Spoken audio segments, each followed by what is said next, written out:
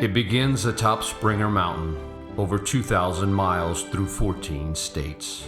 It's everything you could imagine and some things you cannot. It's where you can find your soul or have it completely crushed. It's fear, it's elation, it's adrenaline and peace. It's sunshine, it's rain, it's mud and pain. It's sweat and tears, and yes, there will be blood. It's shelters and privies and elements of stealth. It's switchbacks and inclines, it's pointless ups and downs. It's still waters and downpours, thunder and calm. It's views from mountains and magic in valleys. It's tramleys and fellowship, it's history and lore. It will test your will and challenge your endurance.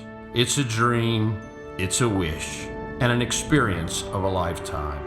It's where white blazes line the path until the journey's end on Mount Katahdin. It is the Appalachian Trail, and this is my experience, one blaze at a time.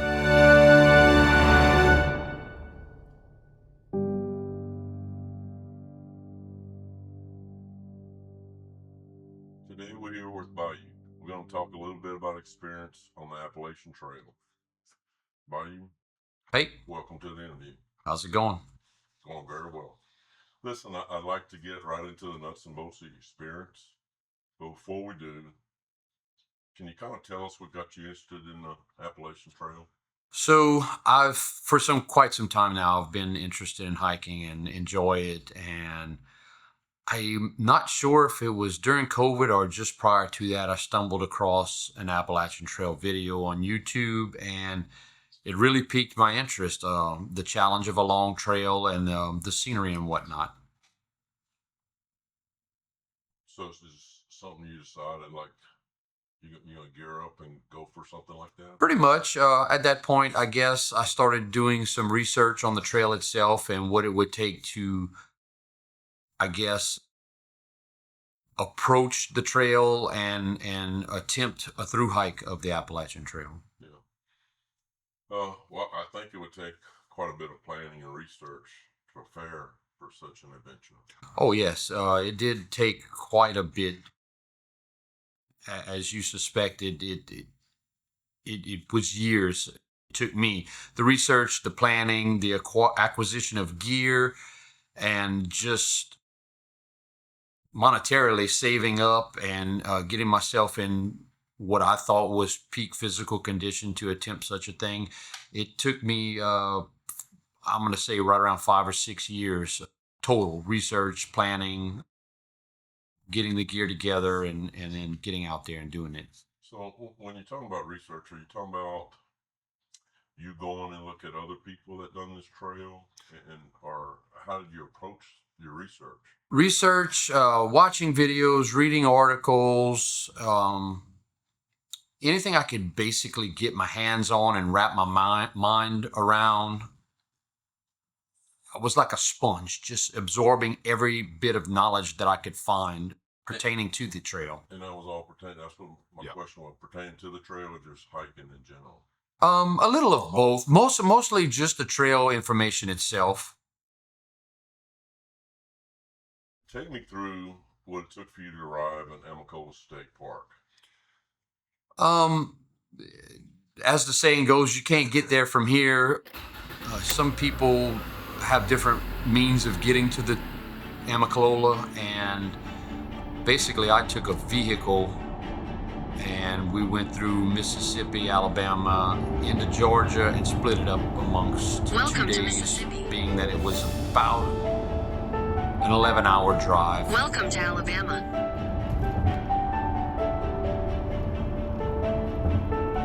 Welcome to Georgia.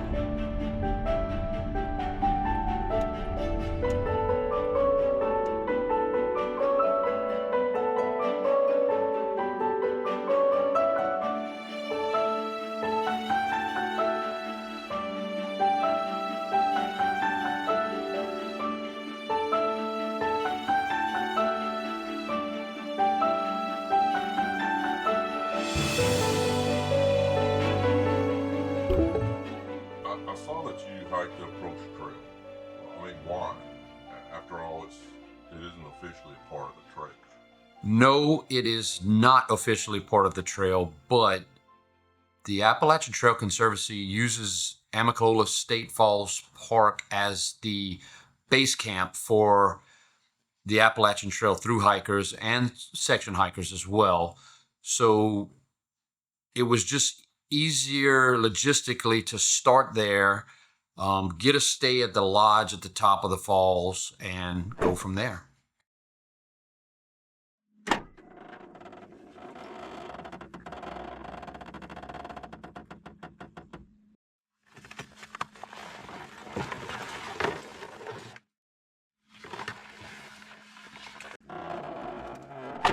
Well, I'm here. To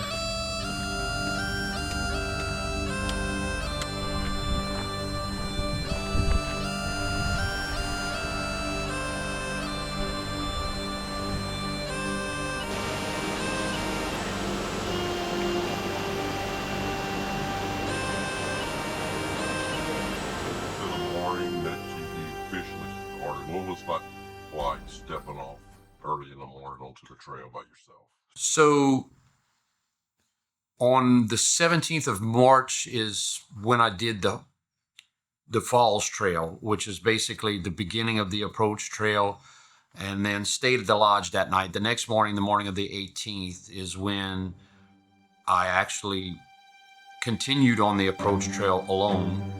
And the best thing I can say is I was nervous as hell. Hey there, good morning. Just leaving the lodge just before 8 a.m.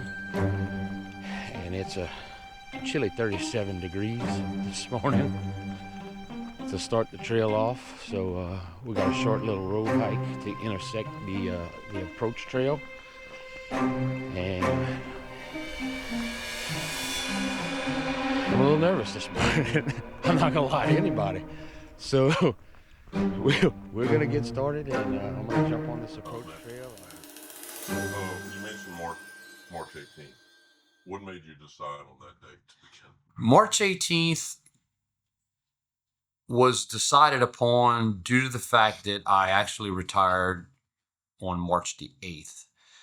And those 10 days gave me time to check and recheck all my gear, make sure all my food supply was in order, and basically tie up loose ends around home and in my life, just so I didn't have to worry about that while I was on trail.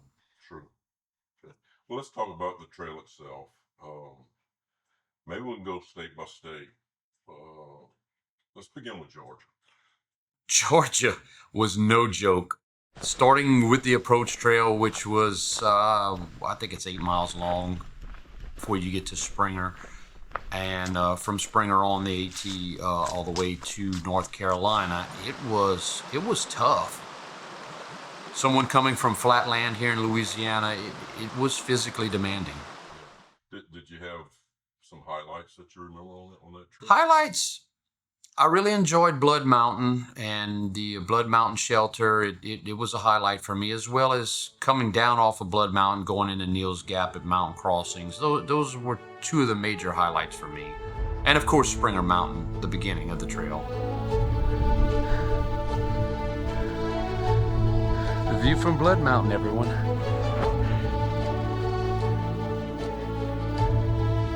And it is awesome.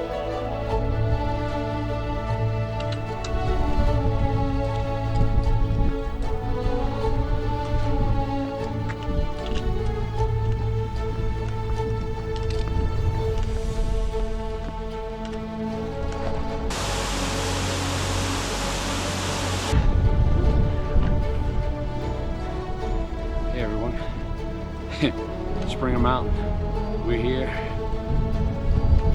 and that's the first white blaze.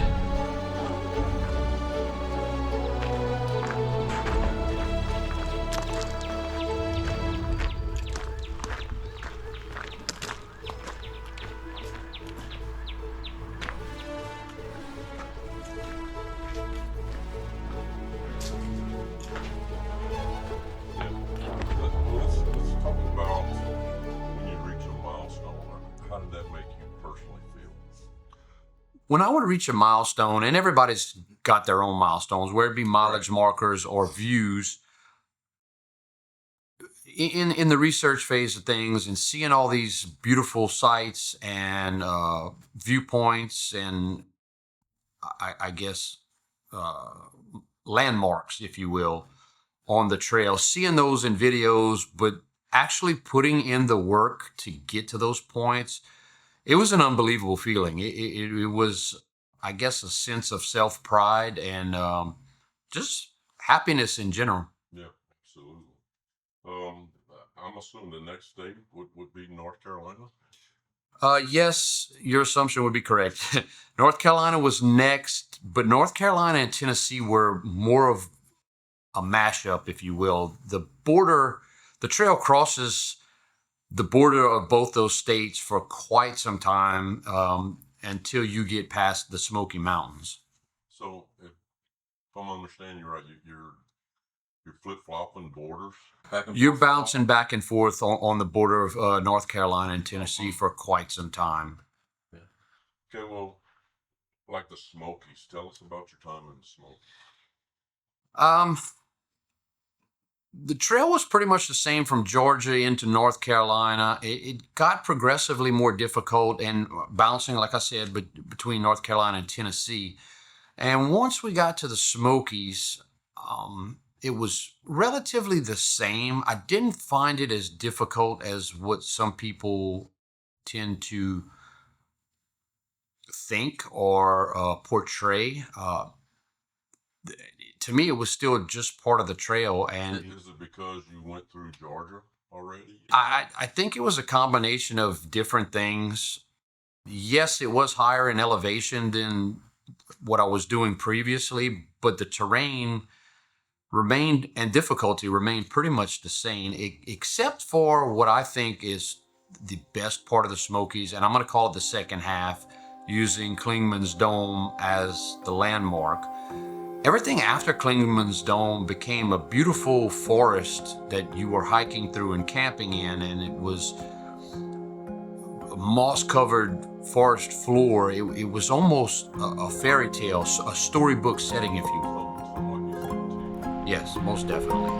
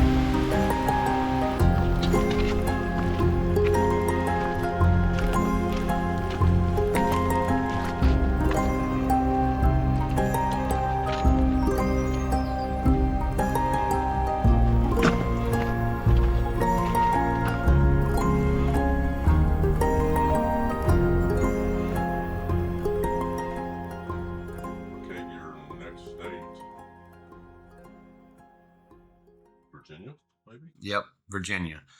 Got into Virginia, and Virginia, the end of Tennessee going into Virginia started getting very rocky. Not so much boulders. Yes, there were a few boulders, but a lot of rabble and rocks on the trail Like that loose was, rocks?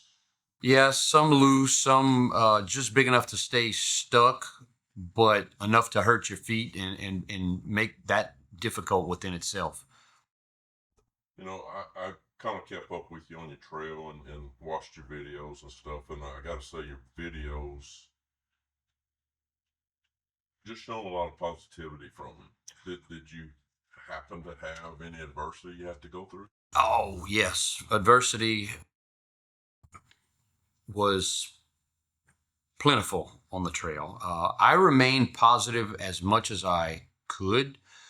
As far as adversities go, probably my second weekend of the trail, I started really hurting as far as my knees and my ankles and my feet, Achilles. And so I started making changes in gear.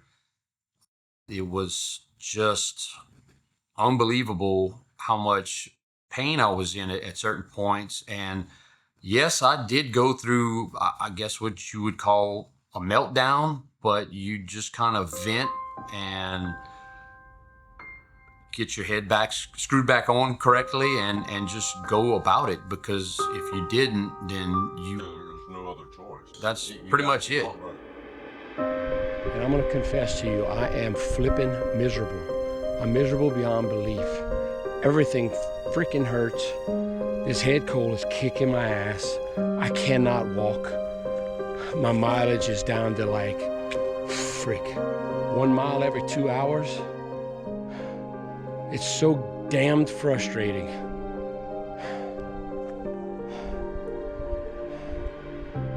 All I can hope is tomorrow when I wake up, it's a new day and things will be better.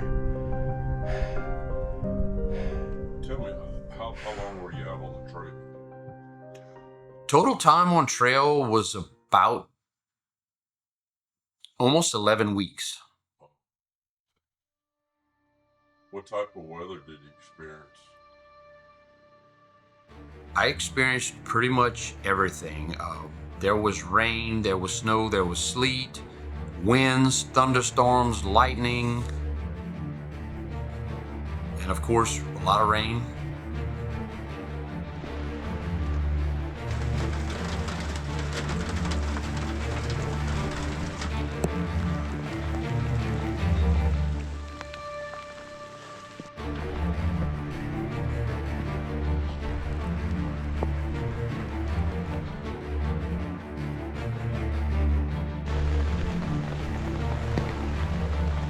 Sleeting. Yeah, this ain't sketchy much. Well, we didn't dodge it today.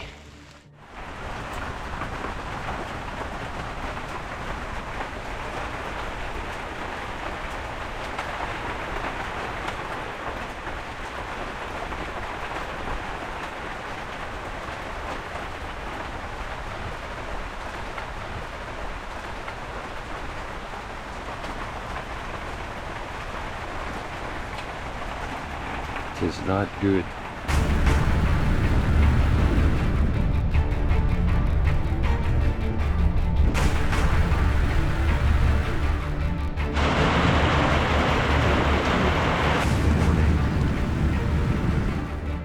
It's very blustery and very damp, but we must move on.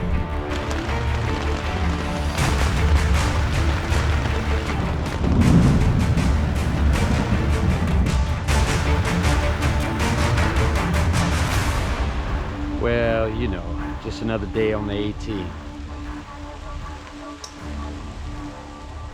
While we're on the subject of Mother Nature, talk a little bit about what it was like living in it every day. Living, I got a friend of mine. He was hiking the trail. He's still on trail, and I think he said it best when you learn your true nature by getting out in Mother Nature. And when he said it to me, it didn't really click. But the more I stayed out there, the more I really understood that saying, and it was a back to basics experience. You know, you are a human, you are, by all intents and purposes, an animal. And you're out there just living amongst the woods. And yeah, you have a few small creature comforts. You tent, or you stay in a shelter. You have a sleeping bag or quilt and a sleep pad just to make yourself comfortable. But being out in nature, getting back to your question, it was just an amazing experience. Just being out there with the animals and the trees and the bugs and everything else.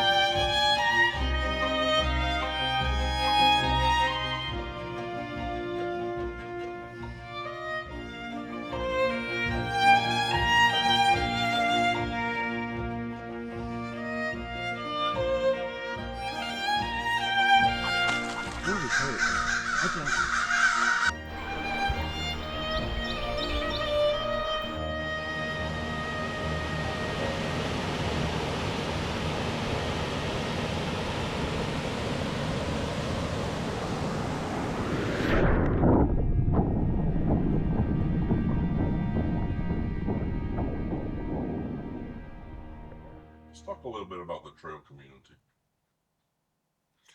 The trail community. I had a very great experience as far as the trail community goes.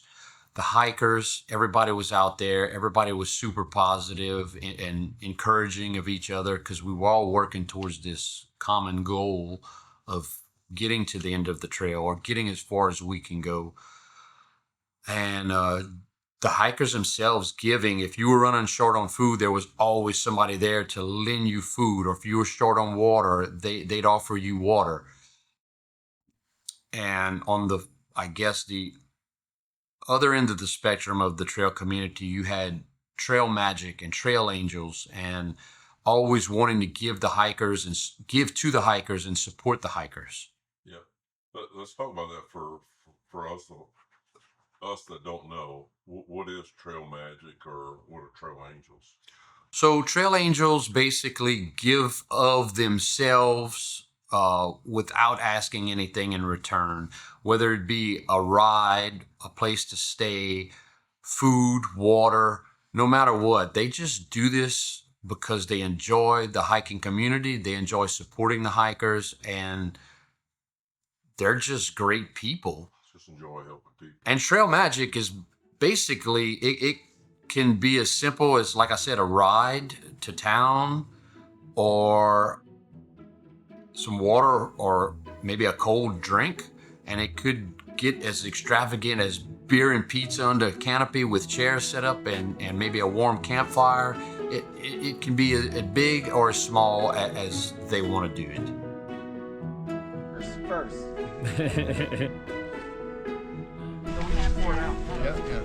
I finished the first guy. Trail magic. Trail magic. Double stuffed Oreos on the trail in the middle of nowhere. And I don't even care for Oreos that much. But you're damn right I ate them. They just stopped and dropped us off enough Mexican food for 2 people. I'm never gonna get rid of this food in my damn pack. It weighs so damn much. We come out after a crappy morning. There's trail magic. And we got some trail magic with colors over here. Say hi, colors. Ooh, trail magic. Inside the old schoolhouse. This is epic trail magic. We got Tank, Jester, Anish, and the dude. And what does he do? He abides. Beer, pizza, and other goodies, freaking phenomenal. Great time. And we got 0.7 to go to camp, but it's okay, we can crawl that far later. Met up with a guy, gave me a little bit of trail magic. We met Miss Jenny in Franklin, and we're presently being shuttled by her in the bounce box.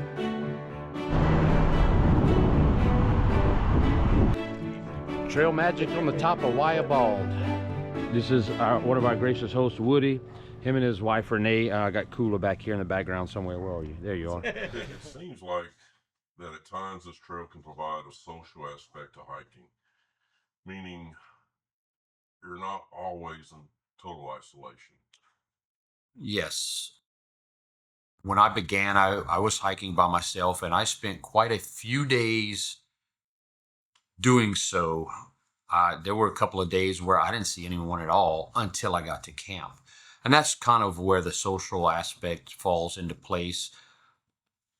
Lunch stops, and a lot of times we use shelters as lunch stops or big junctions in the trail.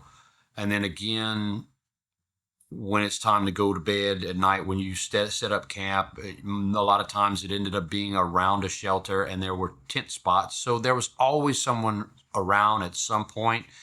And you get to know people and share your experiences from the day. Okay, for our viewers, to let them know, like nutrition parts, can you talk a little bit about what you ate and drank during your time out there? Well, primarily drinking was mountain spring water, and we filtered that in smart water bottles, and that was our primary source of drink. In the beginning, it was very basic. Oatmeal for breakfast, maybe a little snack midday and mid-afternoon. Lunch was tuna packets, chicken packets, that type of stuff, and then usually dehydrated meals for dinner. Yeah. And it got to where my caloric intake increased more and more, and I changed some of the stuff that I was eating. For example, for lunch, I was eating pepperoni, salami, summer sausage, along with ramen noodles, and implementing protein bars for snacks as well as for breakfast. Okay, let's talk a little bit about the physicality of the trip. Like, how physically tough was this on you? Oh, it was tough. It was really tough. I went in anticipating it being difficult, and it was every bit of that. I was physically able to do what I did. I spent time preparing my body for heavy exertion throughout the day. Hit the gym and did all the things that the gym offered. But when it came down to the thick and thin of it, if you will, being on trail beat me up for quite a while until my body got accustomed to doing that on a daily basis. And I wasn't so much sore as I was just exhausted every day, exhausted. What about the mental part? It was mentally taxing because you're constantly worried about how much water you have, making sure you have enough food, making sure you're stepping in the right places, and just you're constantly worried about, and I say worried, and that may not be the correct term, but it's always on your mind that you have a goal and you have all these puzzle pieces that need to fit in order for you to get that goal, whether it be one day, a week, a month, or the entire trail. And so, and you have good days and bad days. I mentioned that earlier. There were days where, it was just miserable, whether it be walking in the rain or mud, or it's you become uncomfortable. And unfortunately, or fortunately, I should say, we're pretty spoiled as humans. I mean, we have air conditioning and heating and a soft bed to sleep on. So it does weigh on your mind. Well, obviously, being we're doing this video, your adventure ended sooner than you hoped. You want to talk about it? Yeah, sure. I'm totally at peace with the way things ended. It was not what I had planned, but unfortunately, I did make a bad step on a rock, and my foot kind of bent in an unnatural way. Fortunately, there was no fractures, but it did put some strain on some tendons and developed into quite a gnarly case of tendonitis. And to make a decision like that to end something that you spent years researching, was that a hard decision? Yeah, it was a hard decision. I actually took some time off the trail and tried to rehab it and rest, and unfortunately it just was not healing in enough time to allow me to continue and still make it to Katahdin, which is the northern terminus of the trail, in enough time to avoid some severe winter weather or potentially severe winter weather. And also, I did not want to injure myself further and potentially hobble myself to where I couldn't hike at all in the future. This trail brought you a ton of experiences. Did it change you in any way? I do believe so. It changed me in the I guess in a way that kind of released a lot of the skepticism I had of people in general. Going out there, I was not accustomed to people just giving freely of themselves and of food and whatever else. So that was one big takeaway. The other thing was just being around humans being human meaning that everyone was working towards a common goal, and there wasn't a whole lot of arguing and bickering and gossiping and all this other stuff that tend to happen in everyday life. So that part of it was really great to be able to see that and be part of that atmosphere. So like no negativity. Very, very little. Right. The other thing was the release of a lot of stress, just the stresses of everyday life, and kind of being at peace and carrying a lot of that back with me once I left the trail. Yeah, for me, your answer, you a fireman, so you're used to giving of yourself every day. So that answer kind of struck me hard, as you weren't on the receiving end all these years that you were given. Well, that's not something that I really talk about very often, but I guess that would be a pretty good description, and I never really thought about it that way. But no, I was never really accustomed to being on the receiving end of stuff.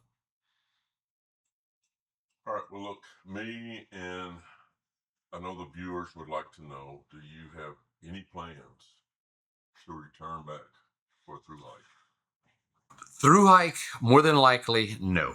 I do plan on getting back to the trail at some point in time. I don't know exactly when that's going to be. And it not necessarily just that trail. I will be on other trails at some point. And I think in my last video that I released, I said my adventures don't end here. And I was serious. I always have adventures, and I enjoy being out on trail. I enjoy being out in nature itself. So yeah, I will be back on trail at some point. Through hike, more than likely not, but who knows? I guess the future will tell. Exactly, who knows? Well, Bayou, thanks for sitting down and talking with us today about your experiences. But before we go, me as well as other people, how did you come by the name of Bayou? I mentioned it briefly in one of my videos, and I had a combat veteran that was mentioning how he had visited Louisiana and how he really enjoyed his time here and the scenery on the bayous and swamps. And I had rejected several names at that point in time, but I tried to stay away from anything that was profession related or location related. But he just seemed very genuine in his appreciation for Louisiana and the scenery here, and he just kind of dubbed me Bayou, and I said, okay, well, you know, I think it fits. I'll go with it. Yeah, I like it. Now, to close out, do you have any last thoughts or words or wisdom you want to give us?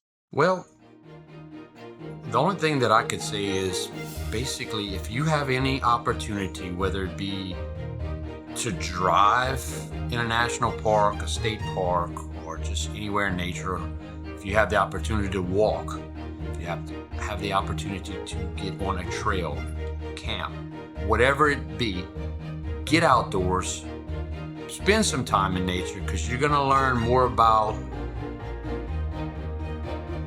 the proverbial ball that we live on, which is Earth.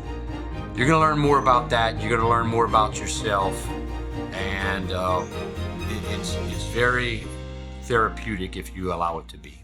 Awesome. Well, thank you very much for your time, Bayou. Thank you.